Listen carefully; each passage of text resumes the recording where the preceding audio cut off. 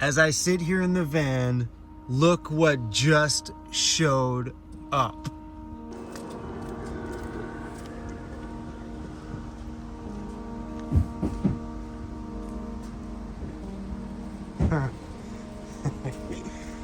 Hello, fridge. Hello. Thank you for delivering my fridge. So I got my very first fridge freezer in my van about 2 years ago, and that fridge packed it in, and when it came to choosing another one, this ICECO was a perfect fit. It had the same form factor, but it had two separate lids on the top, which I loved, separating those two compartments. My last one had a single lid between the two, and I liked that one very much. But I got the brand new ICECO, and it didn't even last a month and a half before I had problems with it. So that brings us to today. I got the new fridge plugged into the Jackery right now, and it's pulling 0. I don't remember a time when the original ICECO fridge that I had in here didn't stop running. It was always running and pulling at least 40, 50 watts all day, all the time. This thing is stone quiet right now. My last one, that compressor, it just never stopped. It's silent. Nothing. I think maybe there was just something wrong with that fridge, 100%. I'm not the kind of person to cause drama or shift blame. I mean, I could have gotten a faulty fridge from the factory, but this also could have been my fault. Could have been hot, humid weather and lack of circulation around the fridge. I'm not really sure. My new fridge is in. Today, we're gonna talk about the fridge. So I got an ICECO fridge multiple months ago, and it failed me. Whether it was my fault or just a factory fault, we're still not too sure yet. But I do have a replacement fridge, so we're gonna pull mine out, talk to you guys about the problem that I had, and get the new one installed. But we're gonna make some alterations when we install the new one, but we'll get into that in a second. Right now, I just want to pull this old one out of here. Really, bro? Let's go, buddy. Hey, you just have to see everything that's going on out here, don't you? You're such a boss. So what's happening with the fridge is that it just doesn't want to hold the temperatures that it's set at. So this side is set at -5, but yet it's reading 2 degrees Celsius. This is set at -10, but yet it's reading at -20 degrees Celsius. And the worst part is every once in a while, this compartment will decide it wants to be +10 degrees Celsius and stop freezing, which means all of Cruz's dog food on this side will completely thaw out, and then I'll have to throw out $100 worth of dog food and then just decide on which side wants to be the freezer today so I can buy him more, because sometimes the fridge side decides it wants to turn it into a freezer. So I don't know what the problem is here, if it's with the actual control panel here itself or something else. I'm not sure. Could be me, who knows yet. But anyway, guys, we're gonna pull this thing out of here. Morning. So here's the plug that was on the side of it there. It's the actual ICECO plug that came with the fridge freezer itself. We did tap 2 very tiny screws in the front here. There's no wiring running through the bottom here, just so we could secure this thing down. I am not gonna do this on the next one. I read the comments in the last video where I talked about the fridge, and a lot of you guys told me that the fridge problems was 100% my fault. That I throw it out in the backcountry all the time, and because of that, my fridge breaks. This fridge has been on the pavement 95 or 99% of its life inside of my van so far. I haven't even had the chance to take it out there in the backcountry and truly beat on it. But then some of you made some pretty good valid points about air circulation around the fridge. So my fridge actually sits in a fairly open cavity. So here's just about 3 inches through here, and that's open to the inside of my van. Plus there's about 4 inches of space on the front side of this thing here by the back door. My back door seals don't sit well, so when it's windy, you could feel the wind pass through the van. So thinking that there's a ton of airflow to go through here. A lot of vehicles throw fridges inside of their camper vans and enclose them into their cupboards and cabinets on a little pull-out tray that pulls out, caging it more than I feel like I've caged mine. So this is fully open to the entire van itself. It may be an airflow issue. It might have been. I don't know. There's really no answer to this quite yet, but we're going to add some ventilation fans in here this time to increase the airflow to the fridge, just in case that was the problem.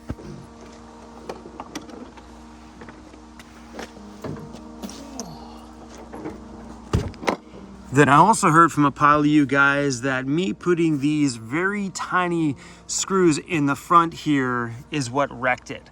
So when these went in, there's nothing here in the front cavity. This is all pretty much stuck with foam on the inside, so there's nothing in here to go through, and those screws were very, very shallow. But putting these two on the front and back, you figured you would have had issues from the very beginning when I screwed those in. So there's one of these little brackets on the front, and another one of these little brackets on the back. And the fridge, all the electronics in the fridge are mainly in this little section here, both front and back sides. On the back side here, because my bed goes right up against the back of it and I don't have a choice in that matter, my bed gets shoved right up against here. So we've created like a little snorkel system here, and you can actually feel the airflow moving, and that's probably what, half an inch, 3/4 of an inch space there. So it is getting airflow through here, but we are going to add more airflow this time to kind of force air through this system, just in case maybe this was the problem. My other fridge that I had in here was in here for 2 years, and I never once had a hiccup like this on that one. And I beat the crap out of that one. That thing wasn't bolted down for the first year, and every time I hit a bump in the backcountry, my fridge would end up halfway on my bed. That's why we chose this time to secure it down so we don't beat them up as much as we normally do, because I like to play in the backcountry, and so because of that, a lot of the things that I have in my van take a little bit more abuse than what somebody's average fridge would go through. So this time I'm gonna look and see if I can find a different way to secure it down without drilling holes in the front of this thing here. Food and beer. All right, let's take this panel off the front here. Take a look inside. Everything inside of here looks super clean, not packed full of dog hair, dust, or anything like that. It pretty much looks brand new in here. And when I was judging on if I should put these through the back there, there's no wires here that seem to run through the bottom side. Everything runs upwards in here, because the only thing in there that needs power from this point is the light and stuff that's located up here. We're gonna screw this one back up, clean out everything inside of here, because this one is being shipped back to ICECO. Then we're gonna take this one and open it up, because we're gonna add some circulating fans to this system, and I think we may be mounting the fans inside of the actual case itself. And this little air system back here is just silicone to the back, so it'll come off fairly easy.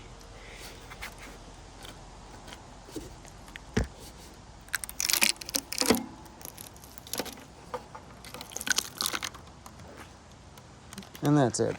That's all it was just a simple little chamber allowing anything from back here to kind of flow outwards. Over the years, I've seen a lot of different camper van builds, from big professional builds to DIY ones, and all different kinds of fridges, from ARB to Dometic to ICECO, and some of the other cheaper ones you can find on Amazon. And a lot of those are put into camper vans inside of cabinets. They've drilled some holes in the side so it can breathe, and that's about it. I figured in the back of my van there was a lot more airflow than inside of their cupboards. But you never know. This all could have been my fault.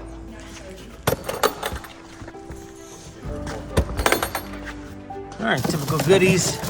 Got the insulated bag, which I never used last time, and all the power stuff. So looking at here, everyone's saying that you should have more ventilation. We were thinking about putting a fan on the inside back here, but because this is where the rad is for the compressor, we've got a lot of space over here. What we're gonna do is mount a computer fan in here that is tied in with this fan, so that they both turn on at the same time and helps pull the air all the way through. Come in there, And that'll push the air outwards. push the air out. Is there room to throw one here to pull air in? Do Right on the spot that's going to be hot, like would be the compressor. Well, I'm just looking at depth, so like right there. Yeah, I would love. Because when your fridge was in there, if you put your hand right here, It's the there warmest. was a lot of heat. Yep. So by putting a fan here to pull cool air in and one over here to pull air out, it's just going to help circulate all the air Yeah, that's out awesome. of here. So yeah, we'll toss one up in the top corner here. When I posted the video about my fridge going down and stuff like that, of course, the marketing team at ICECO happened to see the video and they messaged me right away, and I got on a phone call with them and we talked through some of the possible scenarios that could have caused this problem. They said it's not something that they hear about very often. So during the time that those videos went up, it was very humid outside, which meant a lot of very trapped, sticky air inside of my entire van. And they figured it may have been that the compressor just didn't have enough space to breathe back there. So then I kind of brought up to them, I'm like, look, man, people cage these things in cabinets all the time. And they have a little vent on the outside, that is it. Mine is kind of open to the air, it's getting a breeze from the back door. But that was their suggestion.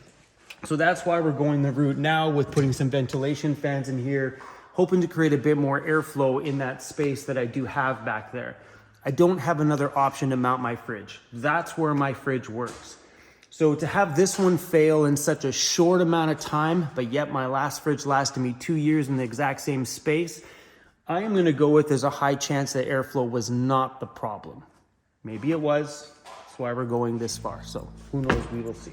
I don't know what to say at this point. My fridge is broken and now we're trying to make things better.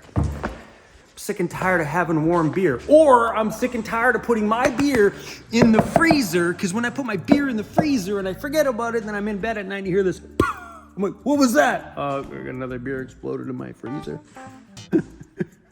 Problems, real world problems. This.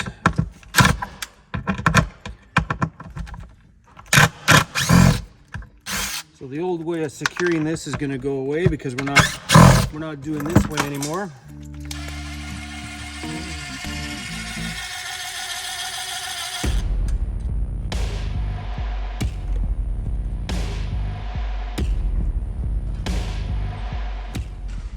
So another thing that may be an issue is right here, there's an exposed metal edge, and there's wires touching right there.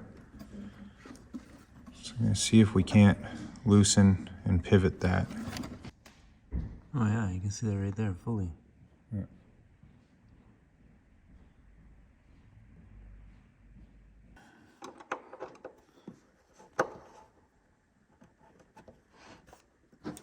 So I loosened this bottom bolt and the top bolt because that was like that, just touching the wires.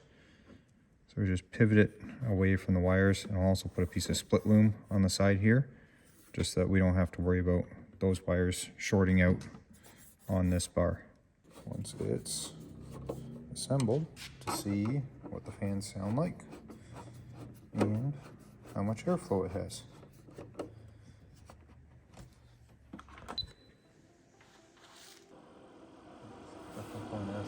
So having the fans on there pulling air through it. So the fan back here is pulling air through the side. This one is pushing it out the front. But having that suction of airflow pushing and pulling itself through is gonna allow more air to come down through the back vent, because we still have to cover that because my bed goes right up against it. So we're gonna utilize this thing again, which would allow more air to be sucked through the top, where before there was no fans pulling air through it. So this should hopefully add a ton more airflow. Problem is right now is we're doing all this airflow stuff and we're going into colder weather. So it's not like this is gonna be an experiment that we're gonna know until it gets super hot next year. This fridge better be in there next year. 35 by 20. Now we're at the point with how we are going to secure the new fridge into here without drilling holes into the side of the fridge. So Rainer here is taking out the original bracket system that was built when my inside of my van was built, and he has a different idea about securing the fridge that involves not drilling any more other holes in the fridge, that he's going to utilize the holes that are already in the bottom. So I don't know if you guys can see, but there's holes down there for where the feet of the fridge originally go on there. He's going to use those original holes to secure it to a piece of wood inside of the van. What he's doing is cutting a board the exact same size to inside of here, and then he's going to take that board, secure the fridge to the board from the bottom side of that board. So this will be attached to the wood, take the entire unit over here, drop it down over top, and then screw the board into the bottom board while it's connected to, well, you get it.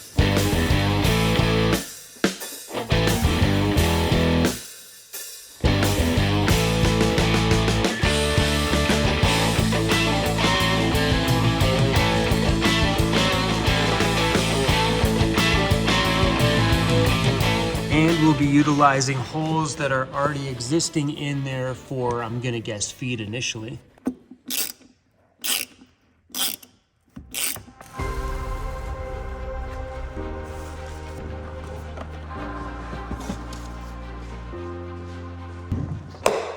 So, can I put that sticker on the back that says fridge on board? Sure.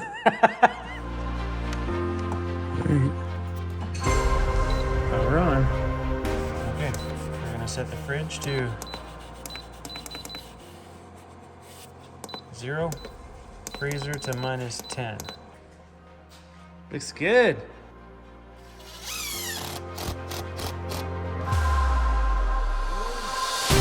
When it came to dealing with ICECO on the customer service side, I called, they answered the phone to my surprise. They got me in touch with everybody that I needed to talk to correct my situation. Where they screwed up was in the shipping of my replacement fridge. They sent it to the wrong address, making this a whole 1-week ordeal. And then when I didn't get that one, I called them again. They sent me out a new one to the right address. But this time, FedEx screwed up. Man, it took weeks to get this. That is way more solid than it ever was. Well, that's wicked.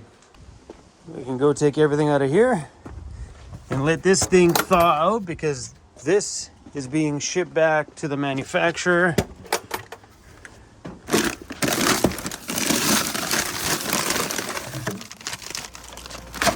I really want that fridge to work. That one right back there. It's working perfectly right now, and it's way more quiet. I seriously think there was something wrong with my other one, because that compressor ran all the time. Even after the weather got way cooler, the compressor seemed to run a lot. And I think that's what sparked me to want to do my battery upgrade in my van, because I was losing so much power because that fridge was sucking the life out of my system. Maybe it was a fridge problem. I am really not too sure at this point, but I'm not going to shift blame. It could have been me that caused that, but yeah, this new fridge is consuming way less power than my other one did. So, who's the problem? I don't know. Is it me? I don't know. Was it ICECO? I don't know. You guys can make that decision. But as of right now, it's in my van, and let's hope it keeps Cruz's dog food frozen and keeps my beer cold. That's all I care about, is my veggies and my berries, and my beer are okay. Anyway, everybody, thanks for watching, and maybe cross your fingers for us that this fridge works out. Big dramatic ending. Thanks for watching, you guys. Please hit the subscribe button if you guys already haven't. We out.